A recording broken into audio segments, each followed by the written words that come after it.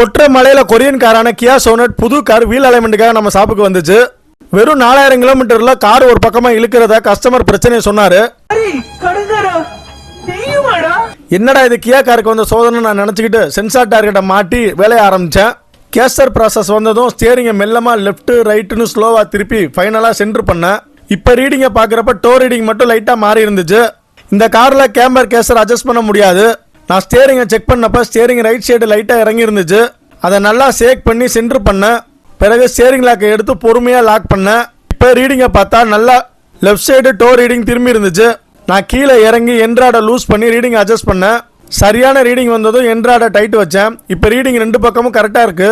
அதோட ஸ்டியரிங்கும் நேராக இருந்துச்சு. அன்னைக்கு மழை பெஞ்சதால என்னால் டெஸ்ட் ட்ரைவ் போக முடியல. கம்ப்ளைண்ட் சரியாகலன்னு கஸ்டமர் 2 நாள் கழிச்சு திரும்பவும் வந்தாரு. நான் திரும்பவும் அட்ஜஸ்ட் பண்ணி இந்த முறை டெஸ்ட் ட்ரைவ் போனப்ப கார் எந்த பக்கமும் இழுக்கல. அதோட ஸ்டியரிங்கும் நேராக இருந்துச்சு. கியா கார்ல ஃபர்ஸ்ட் அட்டெம்ப்ட்லேயே ஸ்டியரிங் சென்டர் வராதது எனக்கு இதுதான் முதல் முறை.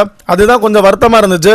இப்போ எப்படியோ அதை சரி பண்ணிட்டேன். ஓகே ஃப்ரெண்ட்ஸ், இந்த வீடியோ பிடிச்சிருந்தா ஒரு லைக் போடுங்க. நம்ம சேனலை மறக்காம சப்ஸ்கிரைப் பண்ணுங்க.